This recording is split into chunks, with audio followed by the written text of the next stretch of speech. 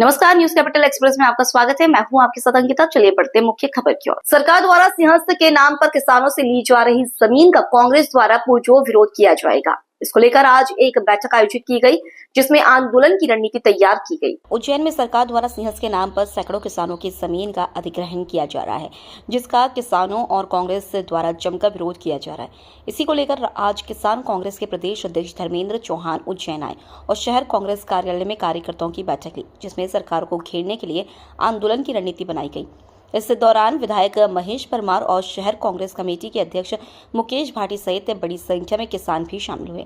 वहीं मीडिया के साथ बातचीत में किसान कांग्रेस के प्रदेश अध्यक्ष धर्मेंद्र चौहान ने कहा कि सरकार को किसानों की 1 इंच जमीन भी नहीं लेने दी जाएगी। इसके लिए कांग्रेस पूरे प्रदेश में एक बड़ा आंदोलन छेड़ेगी। सिंहस्थ के नाम से किसानों और संतों के साथ दोनों के साथ छलावा हो रहा है। संतों का कहना है कि हमारे पास पर्याप्त जमीन है, हमें जमीन की कोई आवश्यकता ही नहीं, लेकिन संतों की आज तक किसानों की जमीन छीनी जा रही है।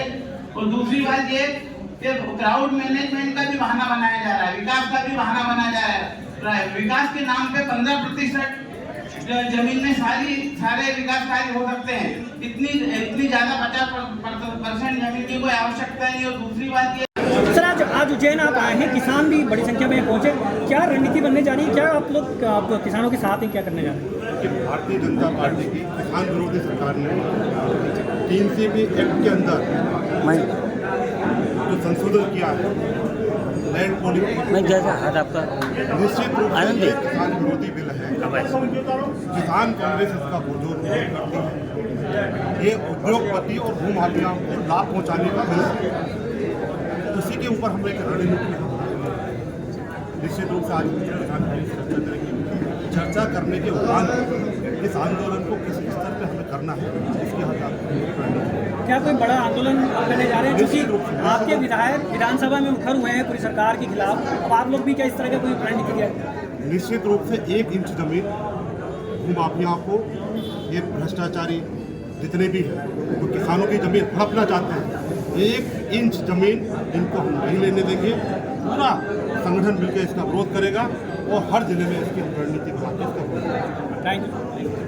नागदा तहसील कार्यालय में अभिभाषक जगदीश चावड़ा द्वारा जन सुनवाई में एक ज्ञापन दिया गया कि एक आपराधिक किस्म की महिला द्वारा जो लोगों से पहले संबंध बनाने कार्य करती है, फिर उन्हें ब्लैकमेल कर उन्हें लूटने का कार्य करती है और नागदा सहित अलग अलग क्षेत्र में ऐसे कई मामले थाने में दर्ज होने के बावजूद महिला दूसरों पर झूठे आरोप लगाती। महिला द्वारा जिस व्यक्ति को फंसाकर पैसे ऐंठे गए हैं, मैं उस व्यक्ति का केस लड़ रहा हूं और मुझ पर पहले तो उस व्यक्ति का केस नहीं लड़ने का दबाव बनाया गया। फिर मैंने केस लड़ने के लिए कहा तो फिर मुझे ही फंसाने के लिए मेरे और मेरे भाई के खिलाफ थाने में आवेदन दे दिया। लेकिन महिला के आवेदन में कहा गया है कि मुझे रास्ते में रोककर जगदीश चावड़ा ने अपशब्द कहे और मेरा हाथ पकड़कर, लेकिन मैंने ऐसा कुछ नहीं किया। जिस जगह का महिला जिक्र कर रही है उस जगह पर सीसीटीवी कैमरे लगे हुए हैं, जिससे सच्चाई सामने आ सकती है। मेरा उस महिला से कोई संबंध नहीं है। मैं उसके द्वारा लुटेरी दुल्हन जैसा कार्य कर रही महिला से पीड़ित व्यक्ति का केस लड़ रहा हूं, इसलिए मुझे सिर्फ निशाना बनाया जा रहा है। आवेदन के बाद बिरला ग्राम पुलिस मुझे और मेरे भाई को बार बार परेशान कर रही है। बार बार थाने बुलाया जाता है, जिससे परेशान होकर मैंने ये ज्ञापन तहसील कार्यालय में देकर न्याय की मांग की है। जन सुनवाई में आवेदन दिया है, उसमें नगर पुलिस अधीक्षक महोदय और सभी समस्त थाना प्रभारियों को ये आवेदन दिया है कि इसके विरुद्ध अवैध वसूली की कार्रवाई, अवैध वसूली का प्रकरण पंजीबद्ध किया जाए। ये लोगों को मानसिक रूप से प्रताड़ित करती है और कई झूठे प्रकरण बना चुकी है। इसने विक्रम के पहले पति के बाद आशाबाई ने राजेश कुमार उर्फ राजू वेद पर भी 1,16,000 वसूलने के बाद झूठी कार्रवाई करी है। उसके रिकॉर्ड भी है। राजू और उसकी पत्नी ने आवेदन दिए थे थाने में। इसी प्रकार जितेंद्र के साथ इनने दूसरा विवाह करा और उसको भी एट्रोसिटी और 76 के केस में प्रकरण में दर्ज कराकर शासकीय सुविधाओं का भी लाभ लिया। एक पति होते हुए दूसरा पति करा और जितेंद्र शादीशुदा था, ये जानते हुए भी उसने उसको शादी करी। फिर तीसरा एक और कर रहे थे, उसके ही पिता पर इन्हें मानसिंह पिता जाति, केसा पिता जाति बंजारा पर भी केस रजिस्टर करा। ये दोनों मेरे समाज के जरूर है, पर मेरा इनसे कोई संबंध नहीं है। ये यहाँ के रहने वाले नहीं है, नलखेड़ा के रहने वाले। इसने जो शिकायत करी वो झूठी है।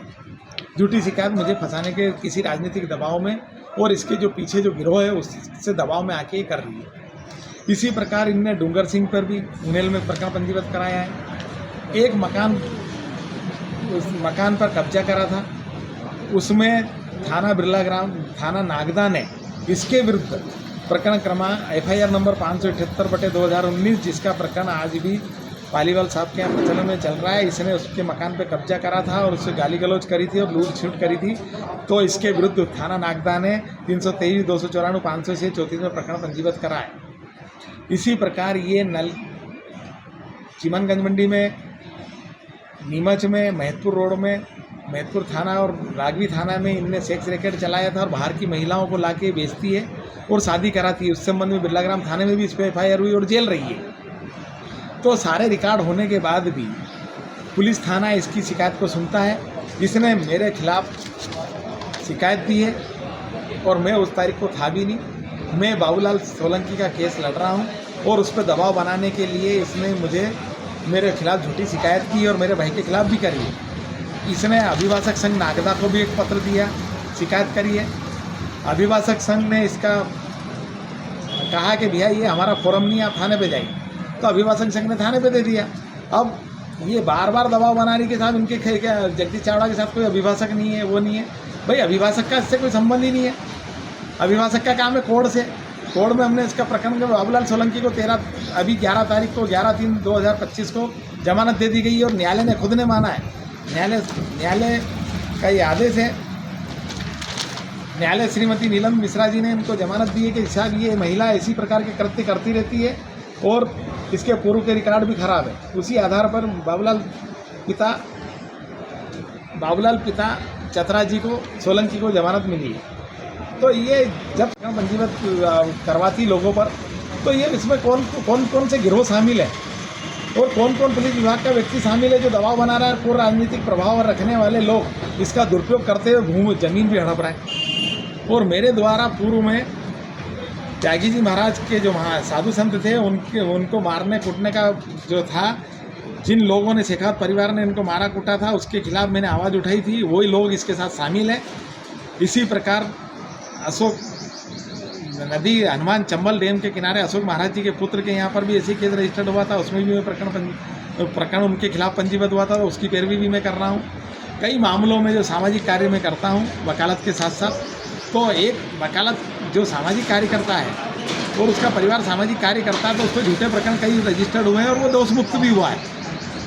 तो ऐसे हर जगह कोई वकील उसका साथ देगा या प्रमाण देगा, ऐसा कोई संभव नहीं है कि हर सामाजिक कार्यकर्ता के साथ सही लोग आते हैं। तो एकला सामाजिक कार्यकर्ता अपना कार्य करता है। महाराज जी के यहाँ भी मैंने वो इस चीज़ की घटना का सूचना दे दी है और आज दिनांक को मुझे और मेरे परिवार को मानसिक रूप से बिरलाग्राम थाना के प्रभारी और ये सब प्रताड़ित कर रहे हैं, जबकि मैं कुछ बयान दे चुका हूँ। मेरा कोई लेना देना नहीं है। मेरा मोबाइल ट्रेस कर लिया जाए कि 11/1 को मैं कहाँ मिला हूँ और वहाँ पेट्रोल पंप के CCTV फुटेज पूर्व के थाना प्रभारी पिंकी आकाश ने निकाल लिए थे। ऐसी कोई घटना नहीं पाई गई। ज़बरदस्ती ब्लैकमेलिंग कर रहे हैं।